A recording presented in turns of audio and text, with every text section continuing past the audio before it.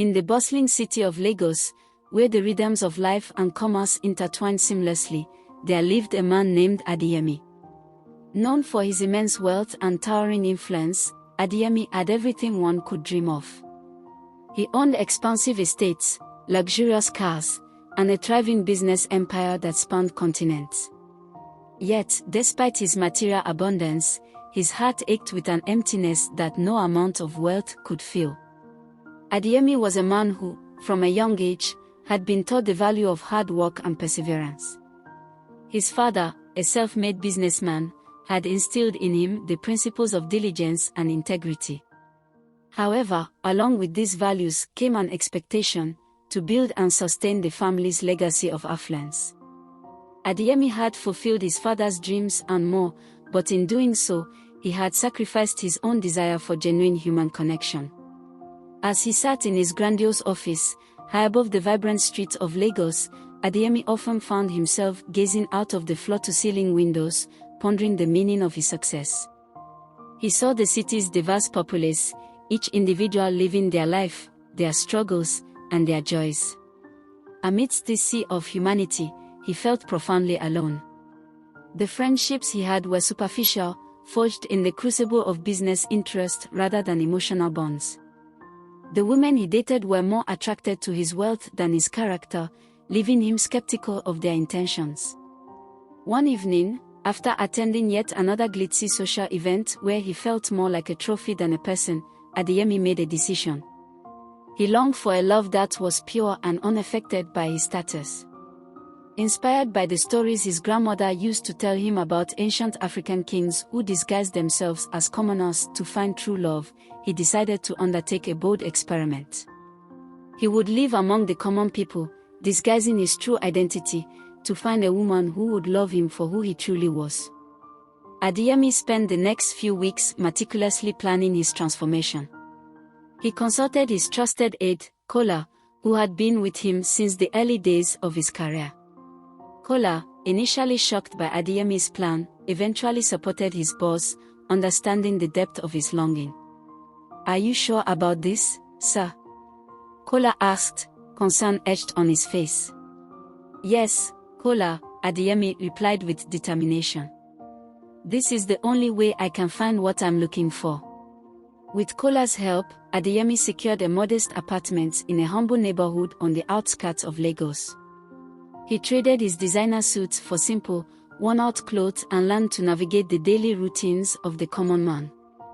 He adopted the name Delhi and found work at a local mechanic shop, a far cry from his air-conditioned offices and high-stakes boardrooms. In his new role, Adeyemi discovered a sense of fulfillment he had not anticipated. The work was physically demanding, but it grounded him in a way his previous life never had. He began to appreciate the simple pleasures, the camaraderie of his coworkers, the satisfaction of a job well done, and the unassuming kindness of the people around him. It was in this new chapter of his life that Adeyemi first met Adanna, a school teacher who lived in the same neighborhood. Adanna was a woman of striking beauty, not just in her physical appearance, but in the warmth and compassion she exuded. She had dedicated her life to educating the children of her community, often going above and beyond her duties to ensure their well-being.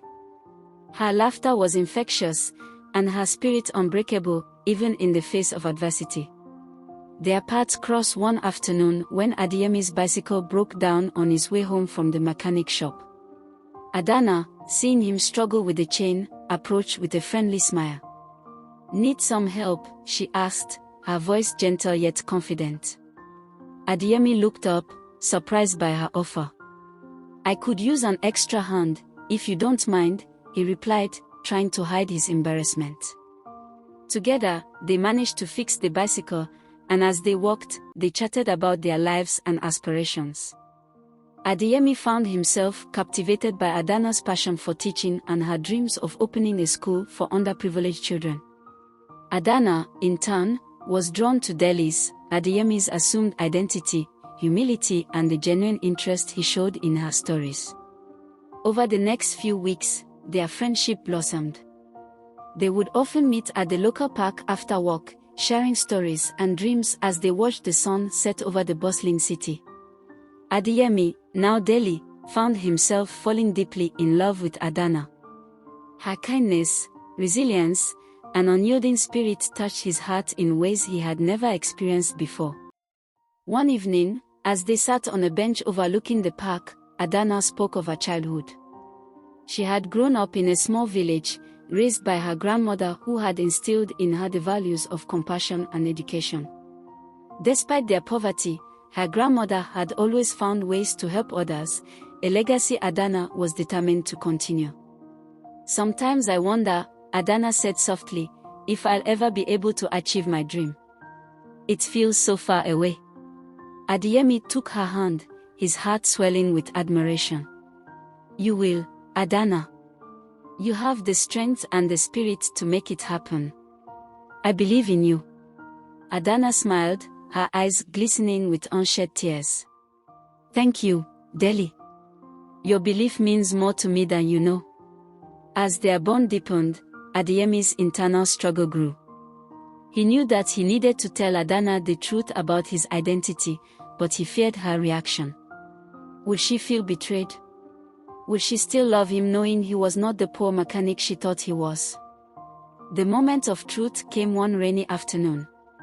Adeyemi had invited Adanna to his modest apartment, planning to cook her a simple meal. As they shared a meal of jollof rice and plantains, Adeyemi felt a surge of emotions. He could no longer keep his secret. "Adanna," he began, his voice trembling slightly. "There's something I need to tell you. Something important." Adanna looked at him, concern etched on her face.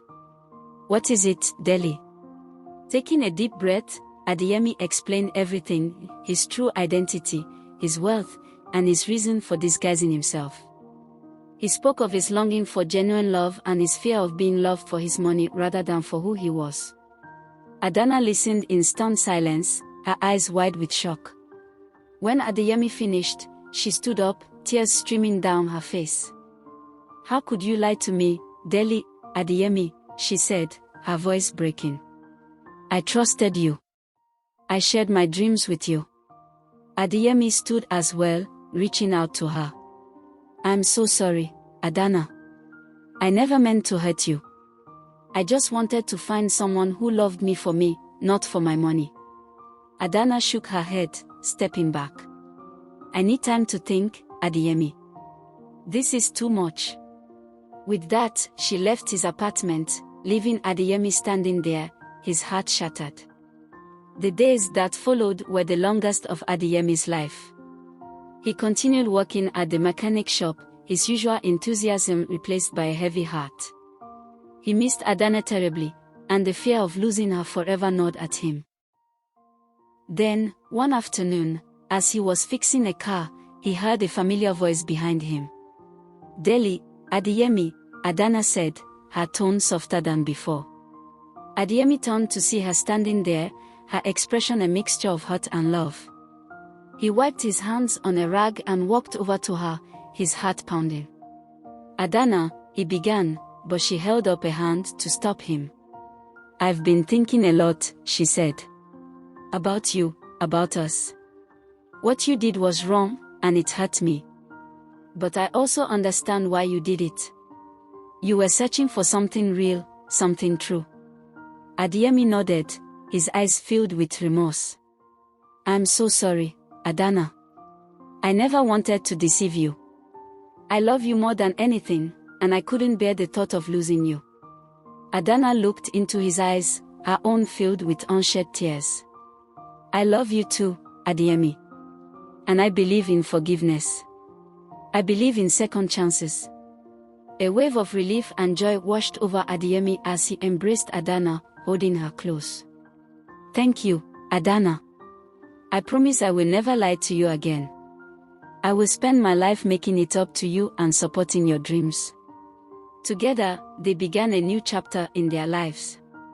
With Adeyemi's resources and Adanna's unwavering dedication, they opened a school for underprivileged children.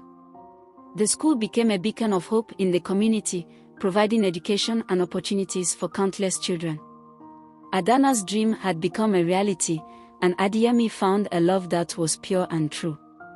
Their love story became a testament to the power of honesty, forgiveness, and the belief that true love transcends material wealth. Adeyemi and Adanna showed the world that when hearts are united in kindness and understanding, they can create a legacy that enriches not just their lives but the lives of many others. In the heart of Lagos, amidst the contrast of wealth and simplicity, Adeyemi and Adanna built a life filled with love, purpose, and happiness. They proved that the richest people are those who love deeply and live selflessly, and their story became an inspiration to all who heard. The moral of the story is that true love transcends wealth and status, and honesty and forgiveness are essential for building meaningful relationships.